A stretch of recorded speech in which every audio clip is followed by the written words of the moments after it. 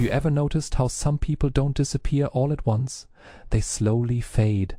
First they reply a little later, then they stop calling as much. Then one day, you realize you have not really heard from them in weeks. And maybe lately that person has been you, not because you hate anyone, but because somehow being around people started feeling heavier than it used to. You still care about people, you still think about replying, you still miss certain relationships. But recently, you have started choosing distance more often than connection. And the strangest part is you can't fully explain why. One of the first signs people start emotionally withdrawing is that interaction stops feeling natural. Conversations begin feeling performative somehow. You start thinking about how you sound, how much energy you have, whether you're replying correctly, whether you seem distant, whether you're disappointing people. Even casual interaction starts carrying invisible pressure. And eventually something subtle changes psychologically. People stop associating interaction with connection. They start associating it with emotional effort. That's why some people now stare at messages for minutes before replying, not because the conversation is difficult,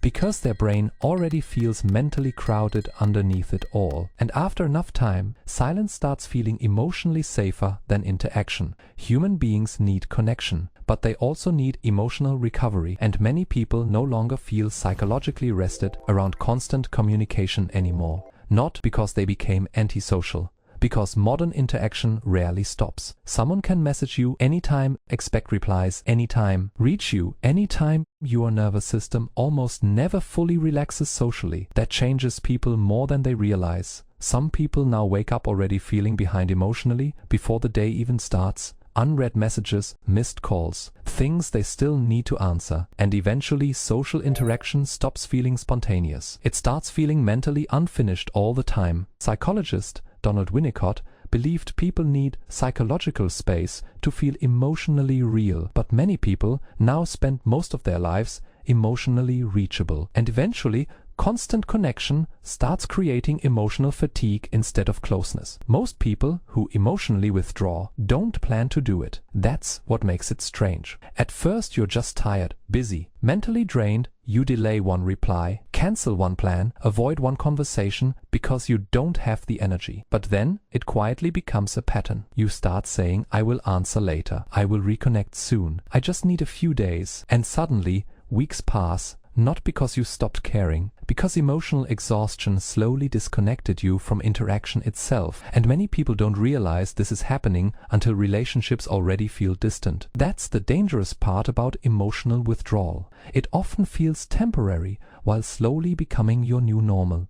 One of the weirdest psychological contradictions in modern life is that people now feel lonely while simultaneously avoiding interaction. They miss people, think about reconnecting, wonder how certain friends are doing, but emotionally they still avoid reaching out. That contradiction confuses many people because they assume if I care, interaction should feel easy. But emotional exhaustion doesn't remove care, it removes capacity. Some people now genuinely love others, while feeling emotionally unable to engage with anyone consistently. And honestly, that creates a very specific kind of loneliness, because the distance feels self-created. And eventually, people begin missing older versions of themselves, versions that felt lighter, more open, more emotionally available, and naturally connected to others. There was a time when people naturally disconnected from each other for a while. Now silence feels noticeable immediately. If someone disappears for 2 days, people assume something is wrong. And psychologically, constant accessibility changes the way people experience relationships. Because when your brain feels permanently reachable, interaction stops feeling optional emotionally. It starts feeling like background responsibility. And something else changes that most people never think about. Relationships used to have natural gaps built into them. You had leave school, leave work, go home. And for a while, people simply disappeared from each other's awareness. Not because they didn't care, because life naturally created distance. And that distance served a purpose. It gave the mind time to process people, time to reflect on conversations, time to miss someone, time to actually look forward to seeing them again. Today, many conversations never really end. They are simply paused. A message arrives, another appears later. A notification waits in the background. And eventually, the brain stops experiencing communication as a meaningful event. It becomes part of the environment, like background noise, not because the people became less important, but because constant access removes anticipation. The nervous system rarely gets the chance to reset between interactions, and when something becomes constant, it often starts feeling less special. That is why notifications now feel different for many people. Not exciting, not social, not connecting, just mentally demanding. And after enough time, people stop craving more communication. They start craving relief from it. And maybe that is why some people now feel most peaceful, when nobody expects anything from them for a while. This is the part many people feel guilty admitting. Sometimes distance feels peaceful, not because isolation is fulfilling, but because it is quiet.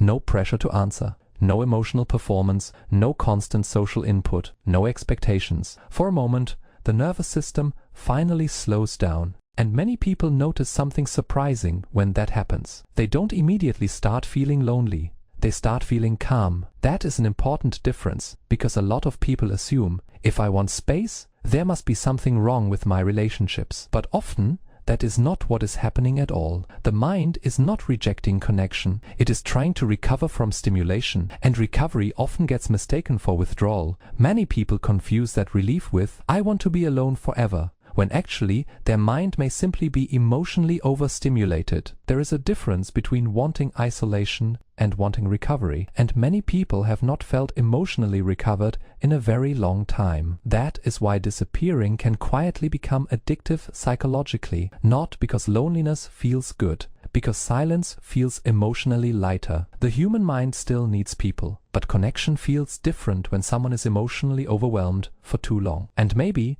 that's why certain moments feel unexpectedly comforting now. Driving alone at night, sitting quietly somewhere, turning your phone off for a few hours. Being somewhere nobody needs anything from you. For a brief moment your brain finally stops carrying constant emotional noise, and suddenly you feel lighter again. Not because people are the problem, because your mind hasn't fully rested in a very long time. The truth is, many people today are not becoming cold. They're becoming emotionally overloaded. And instead of expressing that directly, they slowly begin distancing themselves from everyone around them. Not because they stopped caring, but because constant emotional availability quietly exhausted them over time. And maybe the people you disappeared from were never the real problem. Maybe your mind simply stopped feeling emotionally safe inside non-stop connection, because human beings were never designed to constantly process messages, expectations, conversations, updates, and emotional input every waking hour. And once people begin understanding that,